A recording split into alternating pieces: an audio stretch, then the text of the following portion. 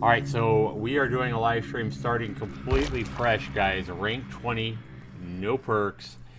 We're going to be, the first thing you do when you install the game, download the game on your Xbox, PC, PS4, whatever it is you buy. You'll have to accept the end user agreement.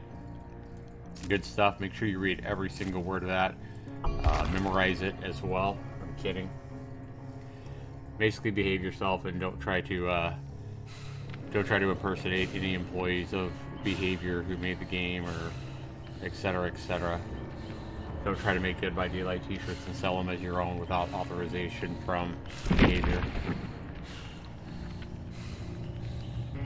So as you can see, guys, here we are.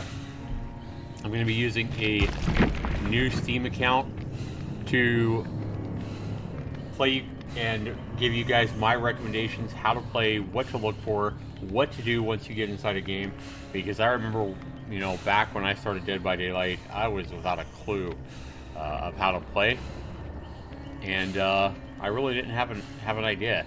And Dead by Daylight has gotten way more complex now since it did when it launched with its original 4 survivors and 3 killers. Now we have 11 killers, 11 survivors on the consoles, and 12 on the PC, including Bill. So it looks like here, guys, once we bring up the game, first thing it's going to do is give you 3 daily rituals. Now these things are pretty cool. They're going to show you, think of these as quests, like in an MMO or an RPG or something like that. This is quests the game's going to give you. Shows you the reward right here, blood points, how many points you get, and what your objective is to do it. So for example here, think of an RPG, hey, go out and get 4 wolf tails or something like that. Here, instead of 4 wolf tails, we have to use the shape, which is Michael Myers, and level up Evil Within 4 times. Now I don't think you're going to be getting rituals if you don't have this content. So if you just bought like the base game, you won't have this ritual right here, because you won't have Michael Myers yet unless you buy that DLC, and then the quests or rituals for Michael will, could pop up by chance. Rescue the survivors from the hook with Quentin Smith, and chase the survivor a total of 3 times with a pig. Okay, so let's take a look here. Let's see what all we have unlocked here. So we do have all our survivors here, because this is just an alternate account using my base account for Dead by Daylight as a, it's an alternate account. I believe you guys are going to have the same thing. Like, say you have multiple accounts on your Xbox or PS4, and you share, you share games or whatever. I believe, like, if you buy Dead by Daylight on your console, and or maybe your mom buys it or your father buys the game, and then you have your own account, I believe you're going to be able to use that account on a console and come up with something like this. You'll have your own, saved at it, and all your survivors will be their own level with your own perks, etc. So that's what we're doing here on the PC. I've created an account called Poison on Steam, and yeah, 0 blood points or 0 iridescent shards. These are used. What these are is these are earned in-game. Iridescent shards are a currency used to buy perks. That's all they're used for. So you can buy perks off the shrine rather than having to fill up the blood web. It's kind of a quicker way and another option to unlock more perks rather than having to level up every survivor to get their 3 unique perks. So every survivor and every killer has 3 unique perks that are special to them. But all perks can be learned by either other survivors or other killers. And you unlock those by leveling up a character or killer to level 30, 35, and 40, and then getting the teachable perk on the blood web. Once you do that, for survivors, those teachable perks will be learned by all your survivors that you purchased or have on your account, and or your killer, and they may show up on their blood web. So very, very important. So as we go through this, guys, your blood web is right here, and this is where you get your perks and items outside of the game, because a lot of these things aren't available inside the game in chests and stuff like that. For example, you can't get perks in a chest in the game. The only way you can get them is in your blood web. So here, I don't have any blood points, as you can see, so I can't buy anything, and that's why the number shows up in red. I don't have enough blood points to buy it. But here, this is one very important thing, guys, with when you're new to Dead by Daylight, and I see this a lot. I've watched a lot of brand new people playing Dead by Daylight, and I see them buying their items with their blood points, and I want to put my hands over my head and I try to tell them, but as you go up in level, okay, now when you're level 1, which Nia is here, when you're level 1, these blood webs aren't going to be very big, but as you level up, your blood webs are going to get bigger and bigger, and after about level 10 or 12, the blood webs are big enough to where there's enough junk to buy that if you don't find a path to your perk and get your perk first, you could end up buying a bunch of junk and completely miss out on your perk.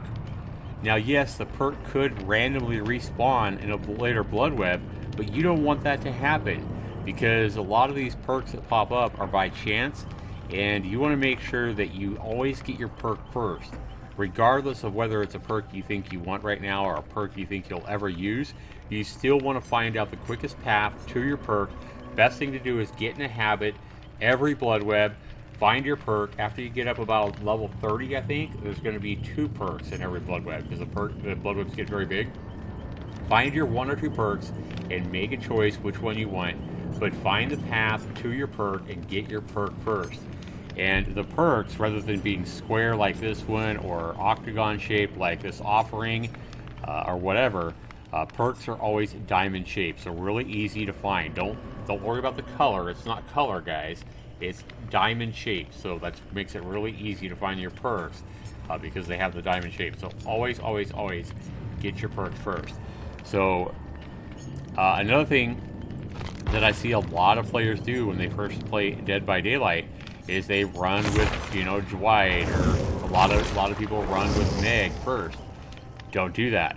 My advice here, big advice, is to always start Dead by Daylight with Claudette. And Olivian in the chat can tell you why we would want to start with Claudette. Well, if we click on the information on her, or we hover over her, we see that her personal perks are empathy, botany knowledge, and self-care. And it does tell you what order those perks are in that she will acquire those perks. So for her, she's going to get empathy first, okay, at level 5. She's going to get botany knowledge at level 10. And she's going to get self-care at level 15. Now, 2 of these perks are really, really good, but obviously her best perk, and I'm sure you've heard of it, is self-care. What self-care does is allow you to heal yourself without a med kit. So you don't have to find another player to heal you if you get hurt and you get away from the killer. Or, there's lots of ways you can get hurt. You might wind up in a bear trap against the trapper and escape, and then you're going to be injured. And if you don't have a healing kit and there's no other player near you, you're not going to be able to heal yourself, and you're going to walk around grunting. Your character is going to be whining and crying. You're going to be leaving blood everywhere, a trail of blood for the killer to find and track you down. So being injured is not a good thing. You want to be able to heal yourself as quickly as possible, and self-care is a perk that's going to allow you to do that. So for Claudette, she's going to get self-care for herself at level 15 on the blood web. This is why I say it's always important to get that perk first on every blood web. Make sure you unlock those perks, especially, the personal perks and especially the teachable perks. So once she gets to level 15, she unlocks that self-care for herself. She should have, by that point, empathy and botany knowledge as well. Those will be learned at level 5 and 10. Then if you want to continue to level up Claudette, and you want to get her to level 30, learn the teachable for empathy. Level 35, you're going to have an orange, diamond shape for botany knowledge. You want to make sure you learn that. And then at level 40, you're going to have that ultimate teachable perk for self-care. You want to make sure you find your path and get that teachable. Even if there's another perk that you really want at level 40, This happens a lot, guys. At like level 40, you'll start seeing, at level 30, you'll probably seeing 2 perks in every blood web. Make sure you always get the teachable, guys. So even if it's another perk over there that you really, really want, I highly encourage you to get that teachable first, because those teachable perks are very important. It's going to allow every other survivor that you have on your account to start getting that teachable perk in their own blood web. So it's going to allow Bill, or not Bill, if you're playing on a console you won't have Bill, but it's going to allow David to start learning self-care, and he might get it even earlier than level 15. It's just chance there, because he's going to be getting his own perk at level 15. Okay, so keep it simple, guys. Start with Claudette Morel as a survivor. If you're already working on Meg or Dwight or whatever, I highly encourage you to switch your character. Even if she's level 1 and your Dwight's level 22, I would switch up, get over to Claudette ASAP. Your objective, your main objective to do well in Dead by Daylight is to get Claudette Morel leveled up and get that self-care teachable perk so all your characters can learn it. Now, the only way, the only reason I wouldn't recommend that is maybe you've already got self-care on the shrine.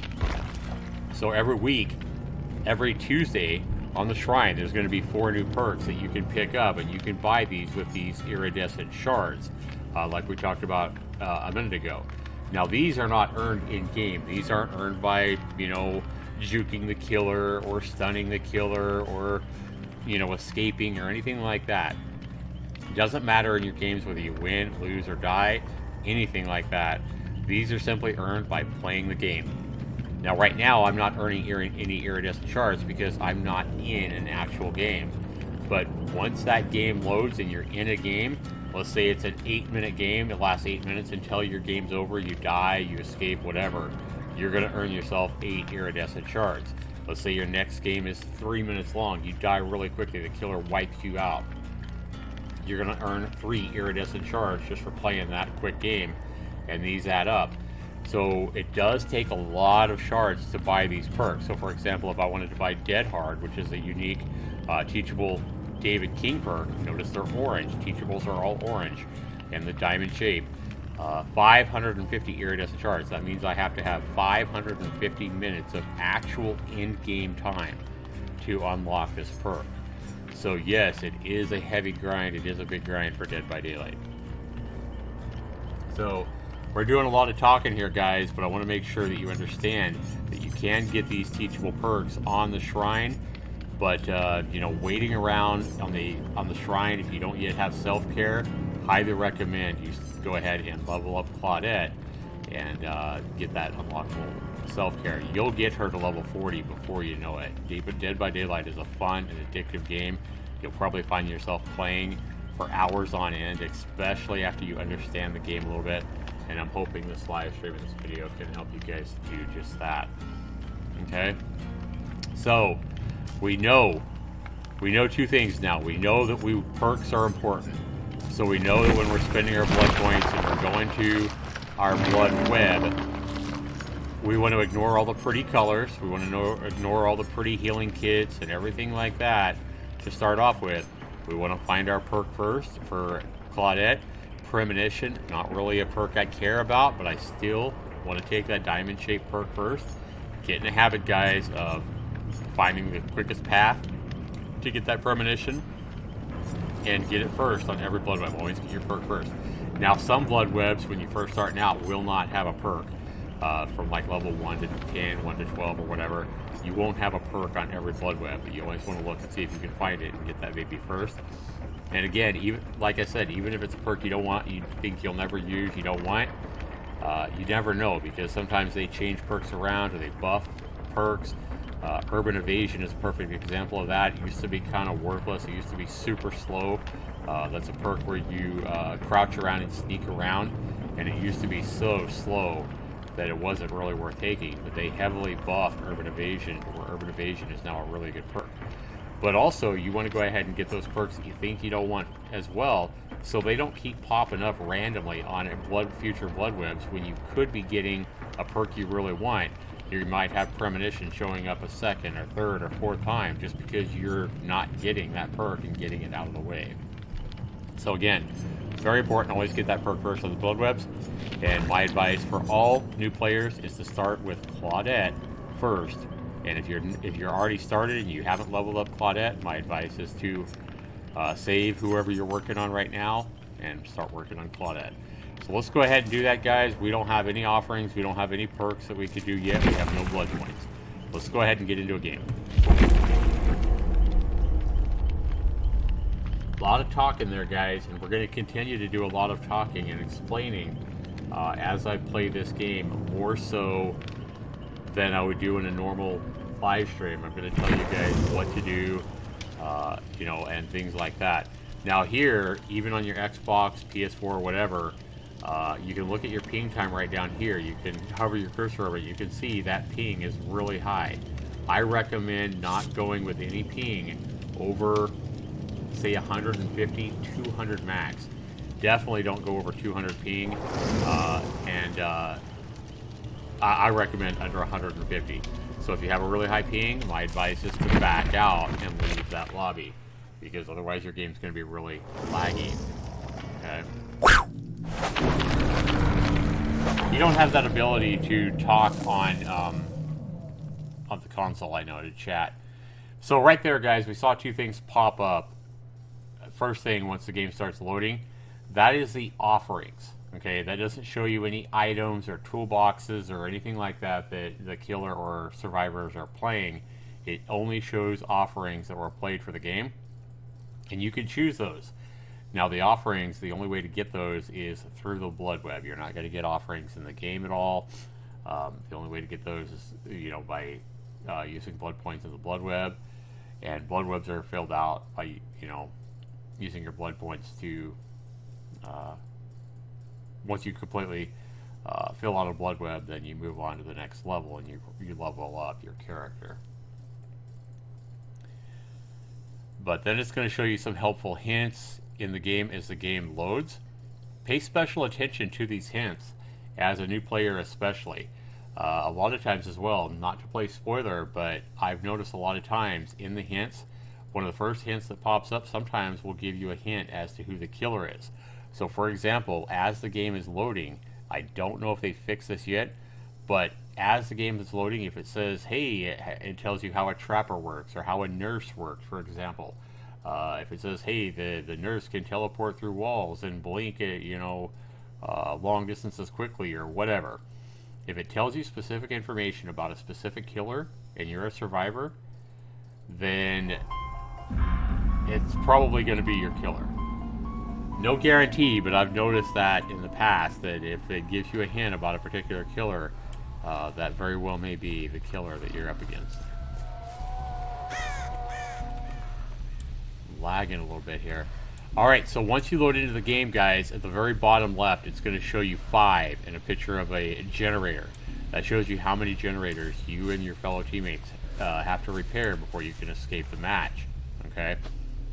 Below that, you're going to see the character icons for you first, and then your other teammates, okay, and their name.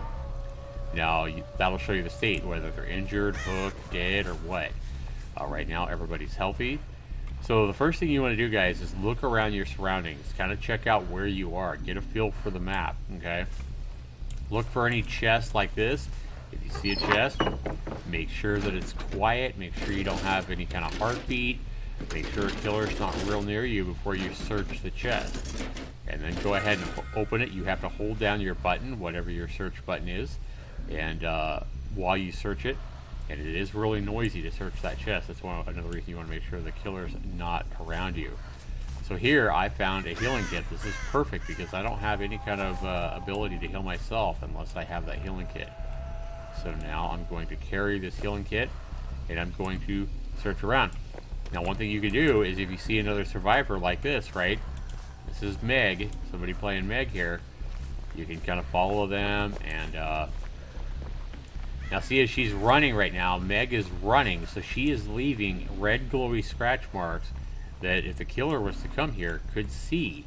Now these scratch marks do disappear after a few seconds, How long they last depends on if the survivor is carrying perks to make them disappear quickly, or if the killer has a perk that makes them last longer. But ultimately, those scratch marks that disappear after a few seconds. Now, I've already seen that we have the Wraith here. He's invisible right now. He's going to respawn, or he's going to spawn here. And Meg just saw that Wraith. So she is now running. And because she's running, if the killer was to lose her, the killer is going to be able to follow her by those red glowy scratch marks, because he's right behind her. Okay? So she's still running. He has not hit her yet, but watch when he hits her. You will see her indicator down in the bottom left show injured. And if he hits her twice, see, she's right now. So her name is Cheese the Clown.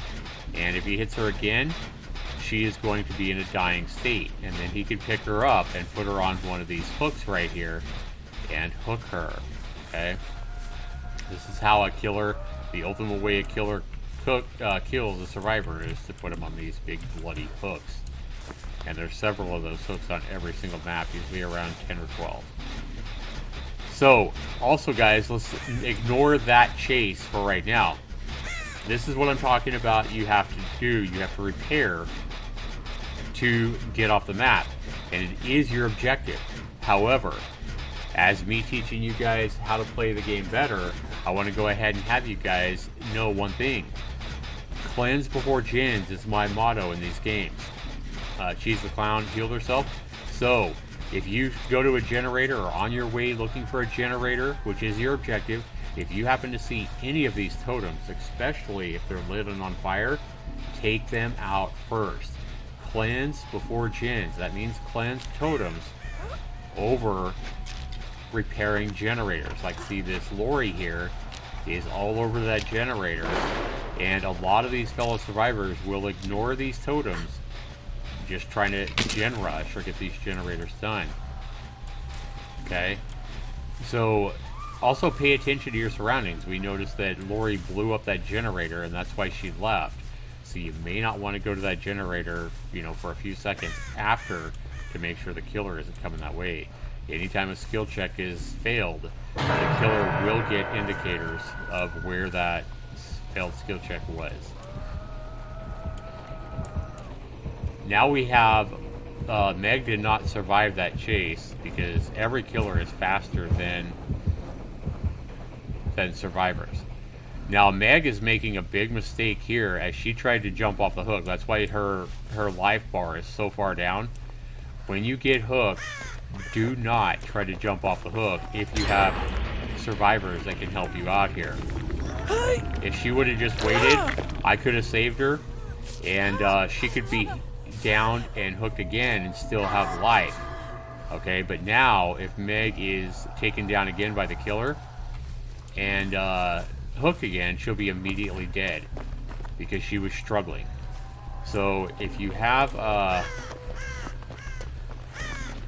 teammates that, you know, on the map still, don't try to jump off the hook. The reason is because by default the chances of jumping off that hook are 4% chance. It's only a 4% chance of jumping off the hook. You can only try it like 2 or 3 times depending on when you start. And okay. So the killer is now, the heartbeat, notice the heartbeat, it is a lot louder now.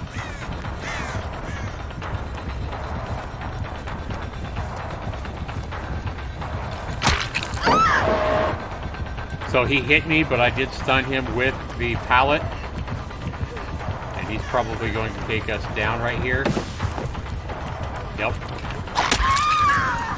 So it is not easy as a survivor. This is what's going to happen to you a lot as a new player. You are going to get down, you're going to get hooked, you're going to die a lot. Because killers are a lot more powerful than survivors. And they're gonna, especially at lower levels when you guys first start out, they're gonna camp a lot too. They're gonna stay right in front of you. They're not gonna leave like this guy is, and you're gonna die, and it's gonna get frustrating. But my advice is to always just keep at it, keep playing, and you will get better. Okay, So now let's pretend that I don't have this healing kit. I don't have the ability to heal myself, okay? My advice is to be really careful here because I am whimpering, I'm whining, I'm making a lot of noise, I'm leaving a trail of blood here. I want to try to stay out of harm's way. You probably don't want to go right back to a generator because killers can see those generators from clear across the map. They see them as glowing auras. So they know where all the generators are at any given time.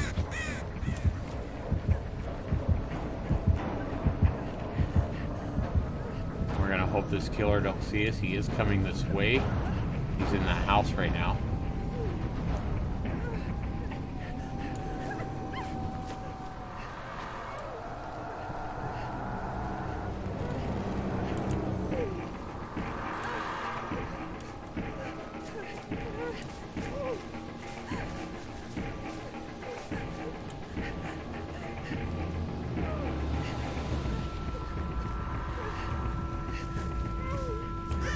So if I don't have this healing kit, what I'm looking for is I'm looking to kind of find another teammate that can heal me. Again, you want to make sure you do that, you know, when the killer's not anywhere around, because if a killer sees somebody healing another player near them, they are probably going to, you know, go after you. Okay, so I am running over here because I'm hoping to find this guy to finish this gen. So they can heal me.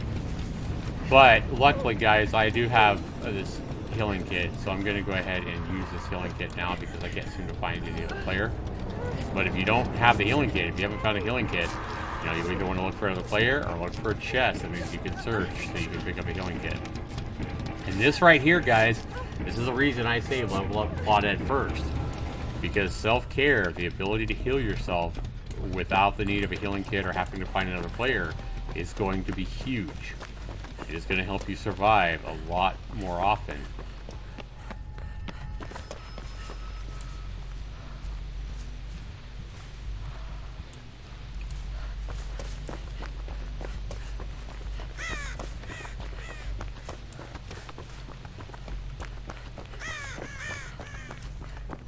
Now I am running now. I'm trying to quicken my pace. Okay, so we are on the Hattonfield map right now, guys. And I want to show you guys something, how to find a generator. So when you're looking for generators, you're looking for a little silver post with 3 lights up in the air. It's kind of hard to do on Hattonfield, especially when a generator is in a house. So on this map here, and on Freddy Krueger's school map, when you're looking inside buildings, you kind of know if a generator is in there or not by looking at the lights inside. The lights inside will tell you if there's a generator inside that house, and if it is, if it's powered.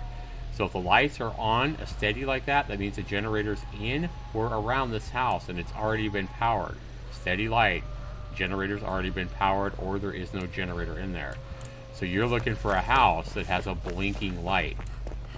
So as you can see this house here, there is a blinking light right there, and inside as well. So you have lights are blinking.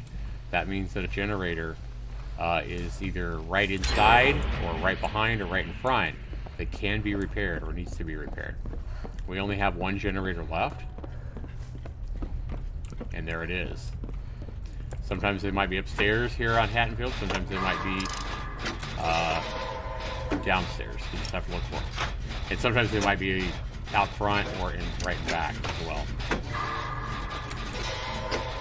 So once you're repairing these generators, you just want to try to pass those skill checks. The easiest way to pass the skill checks, people, when I first started the game, I failed so many skill checks it wasn't even funny. The best way to pass these skill checks, rather than watching for that needle appearing, is listen. So when a skill check pops up, you're going to hear a ding. You want to listen for that ding, and that means it's about time to, you know, hit that button to hit the skill check. So notice, you guys will hear that ding even before I see the skill check.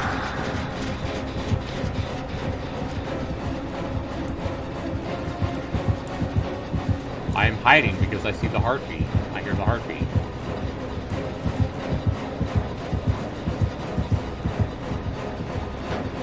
He's breaking the generator. fine. It's better than breaking my face. And I am going to stay still in this hiding spot and hope that he goes away. Again, you really don't want to be running around here. You don't want to be like running around the house because he's going to see those glowing streaks and come right after you.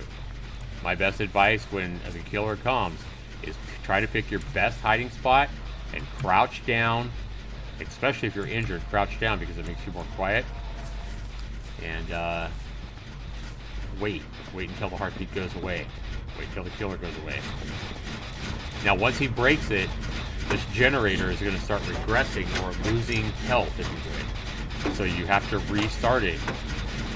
Or if the killer's right around, one thing you can do is you can come just barely touch it really quickly, and at least you stop the generator from regressing, even if you are having to run right after that. Here, I don't hear the heartbeat. The killer's not around, so I'm just going to keep working on it. This is the last generator we have to do. But again, on these skill checks, notice how I hear the ding sound even before I see the skill check. That's kind of, my cue that I have to be ready to hit that skill check. It'll help you a lot by listening more than watching for it. Okay, we're done. Now, once we pick at that last generator, watch the gates. You'll see where the gates are. So make sure you notice where those gates are. Because they do go away after a few seconds. Here, you got to be really careful. Notice the other character over here is hiding behind a tree. The other Claudette. They've downed this character here. We want to help this guy, but we also want to make sure we get a gate open. Okay. Oh boy.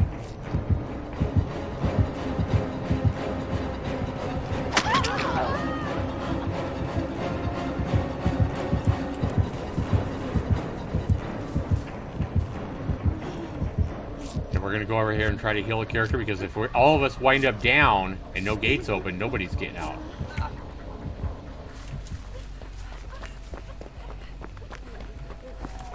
This is a bad situation when 3 people are down.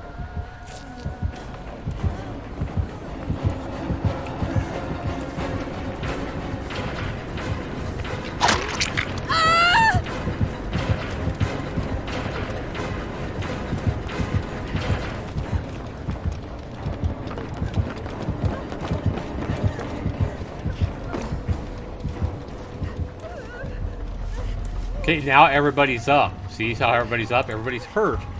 And a lot of these survivors probably don't have self-care. But this is where teamwork comes in. You always want to try to keep people alive if you can. A lot of new players play really selfishly and don't even try to help other people. But by helping other people here, you're going to help your own chances of survival. We still got to get a gate open. And if I had left all those other people down, when I tried to get the gate, the killer probably would have came and hit me, and then we all would have lost.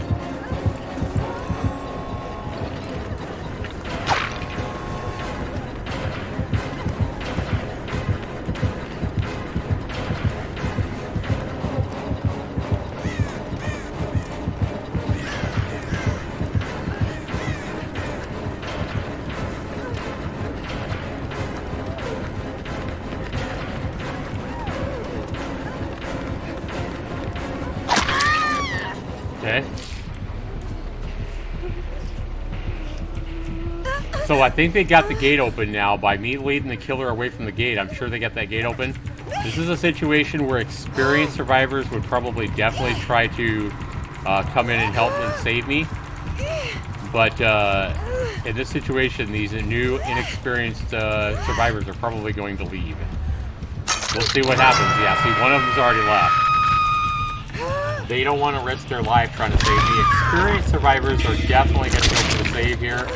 But as a new player starting out, if this happens to you, you're probably more often than not going to see the other survivors take off and fail. This guy looks like they might come and try to save me. So in this situation, I've definitely got to try to get out that exit gate as quickly as possible. And what do you know? We have Lori the hero come in and save me. You want to heal me? Nope, she don't. It's fine. So, That's probably going to be a rare situation when you're rank 20, when you're playing with random players, that somebody's going to come over there and help you. In this situation, we did have one of the 3 people come and help me, and that allowed us to get out the gate. It's also very rare in that situation.